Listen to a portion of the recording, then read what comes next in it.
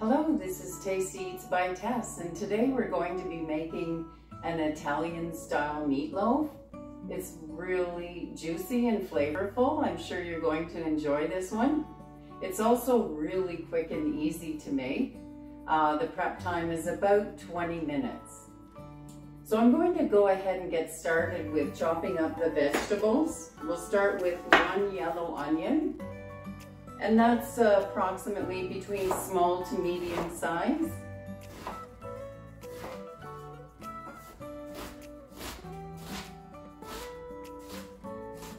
And we also have 1 red pepper, sweet red pepper, and 1 large tomato, and 4 cloves of garlic that we're going to be chopping up here.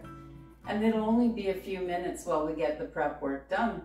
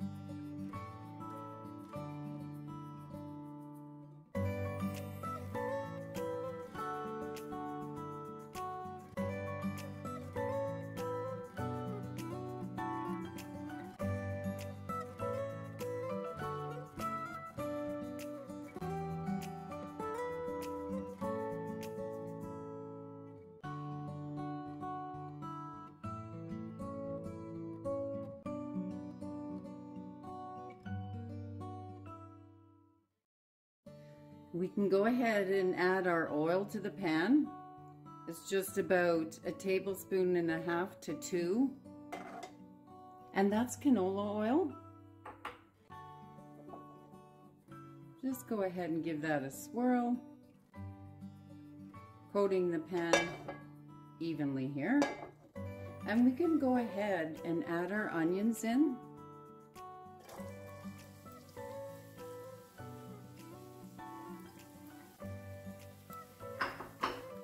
Give that a stir around, and this doesn't have to fully cook.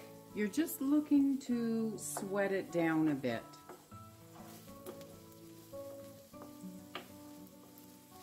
And just so that the flavors mingle together as they should. This is coming around nicely, and it's a very rough chop.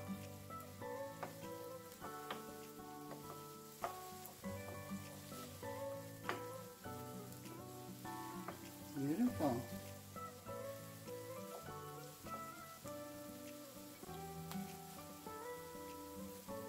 And this is, as I was saying previously, it's very flavorful, so you're probably going to want to go with something that's a little less flavor as the side dish to go along with this. And I'm going to be figuring that out as we go. We can now, you can see these are sweat down quite a bit already. No color on them whatsoever. We can then add our garlic. Turns out to be about 2.5 tablespoons of garlic.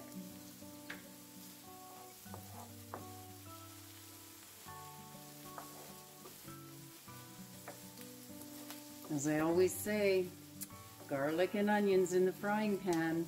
Wow, just such a nice smell.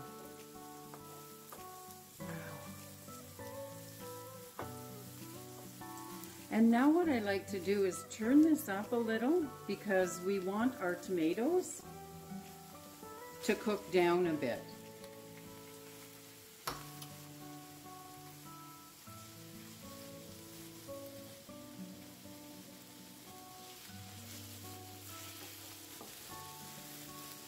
Oh my.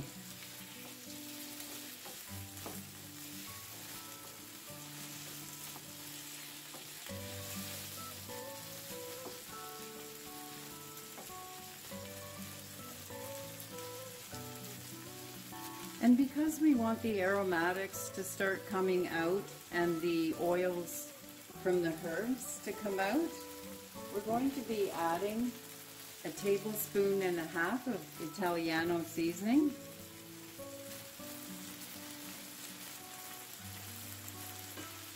And I have 1/4 teaspoon of red pepper flakes.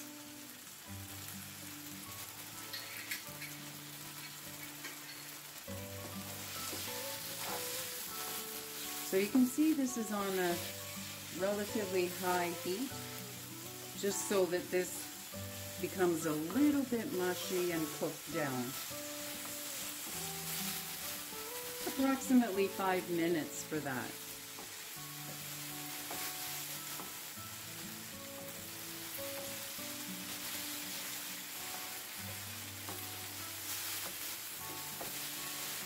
Beautiful.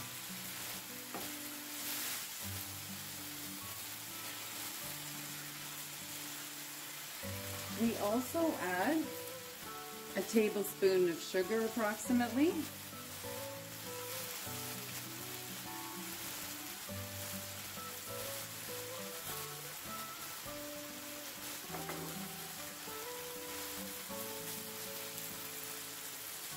And we won't be adding any salt to this because we'll be putting some cheese in here as well, and it'll be grated pedano, or you can use parmesan, and it's going to be 1 cup. We can now add the peppers. The tomatoes have mushed up, nice and mushy here, and coming together as a sauce.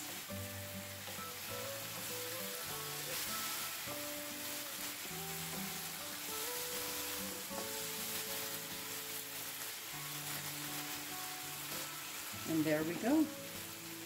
Our red peppers going in. That's the 1 red pepper. And that's a large red pepper. At this point now we're just sweating this down.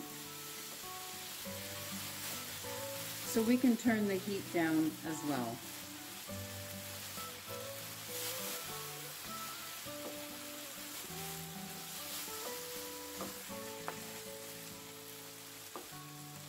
Gorgeous. We'll add some pepper. That'll be about 1 tablespoon.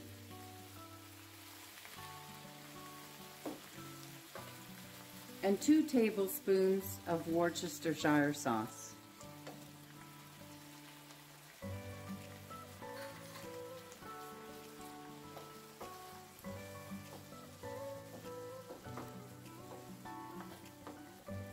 You gotta know this is gonna be good. Wow, it smells so delicious.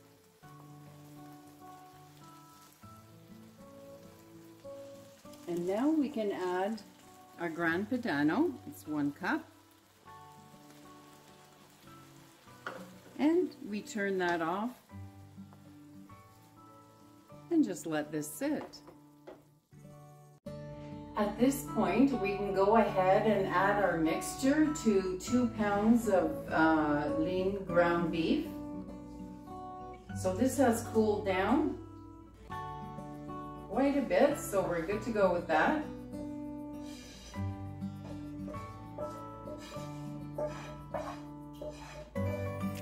Nice. Okay, so we just mix that in a little.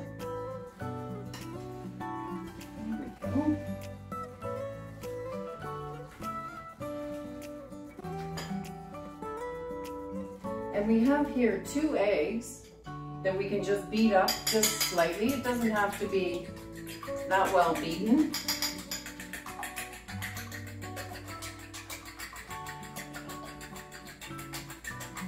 Just enough so that it combines together.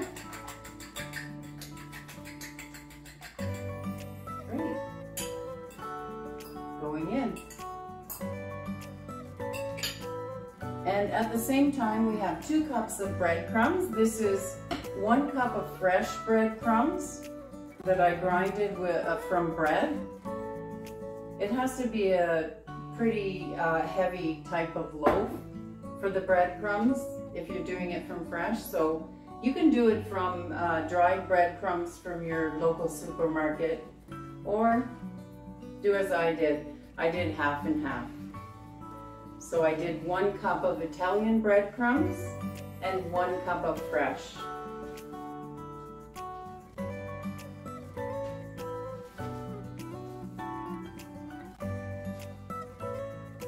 Good. And we can add just a slight bit of the mozzarella because we want to keep most of this for the top. So about 1/4 cup. And there's 2 cups of mozzarella in here. And we'll just continue mixing this up and prepare our pan for this. All right, so this is good to go. Just give it a good mix together here until it becomes kind of like a gluey consistency. Turn it over. And squeeze it together with your fingers.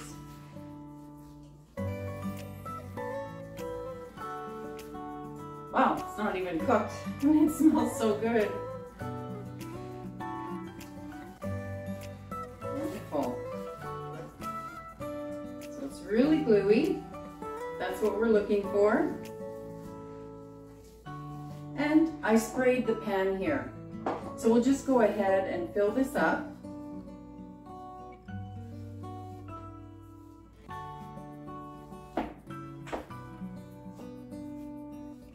You're just going to be choosing a pan that's going to fit this. This one's about 4 inches wide and about 13 inches long.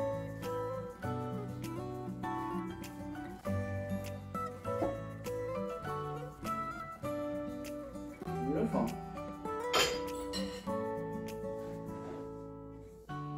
Let's get all these little bits here. And you want to push that down so that there's no pockets of air. I'm just going to work it around the sides as well, just to make sure, because sometimes along the side, it will have some air pockets in there. So just keep working it around with your hands and making it all the more gluey.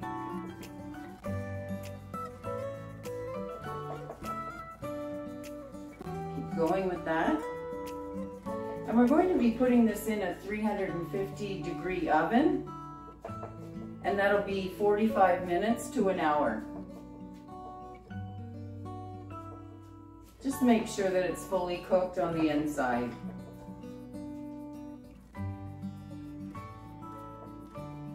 Great. So now we have 1 cup of marinara. You can make a homemade marinara if you'd like, or just a store-bought. So we're just going to be using half of this. Well, that came out to be a little more than half, but that's okay. So half over the top.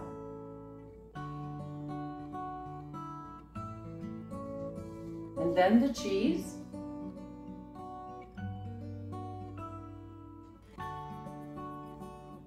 And you're leaving just a little for the top. And don't worry, this cheese is going to all melt down in here, so it probably won't overflow in the oven. Just in case, I'm going to put a piece of tin foil under this, just in case.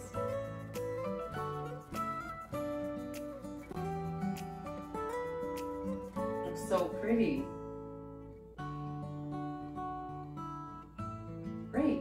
And we're going to pour the rest of the marinara sauce over the top of this.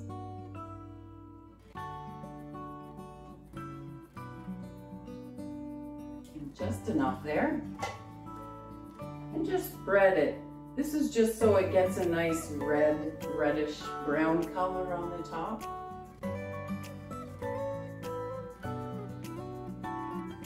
Mixes in nicely there. Great. And the rest of the cheese. It's just a little.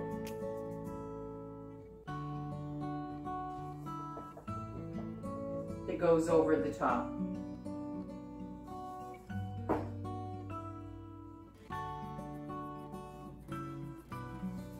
There we go.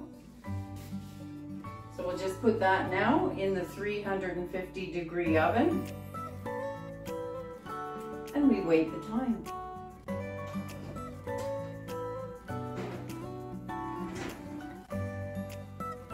Beautiful. So I will get tin foil for that because I do not want it to overflow. And this is how it looks. We'll go ahead and give this slice here, and we'll do the plate up.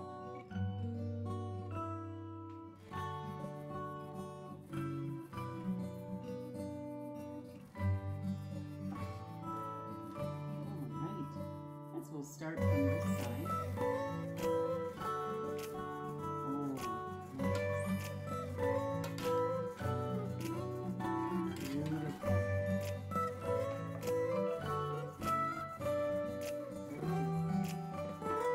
Slices beautifully. You can also do this in just make your own form. Put it into a pan. You can just form it with your hands, shaping it nicely. So that's how that looks. I reserved that there was a bit of the sauce left in the pan. I just like to drizzle that a little with that sauce. Serve it with something not quite as flavorful. It's pretty. Mashed potato and some carrot and corn.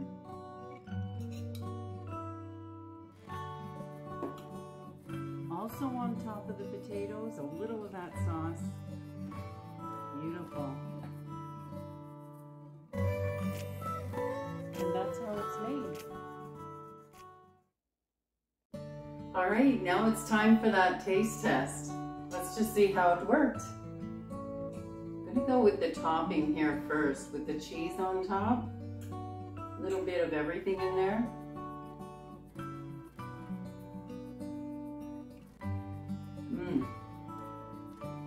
Wow.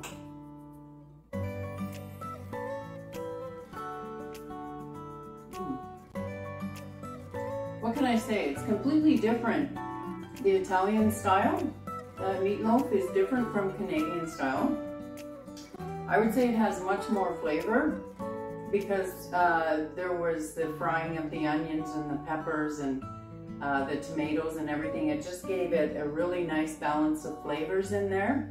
And with the sugar, there was no need to add any salt to anything because all of the cheese in there gave it enough salt. So this is beautiful. Serve it with something plain, I've said. Mashed potatoes, carrots, and corn. You can't go wrong with that. Wow, beautiful. So give it a try, give it a thumbs up and subscribe. Have a great day. Bye now.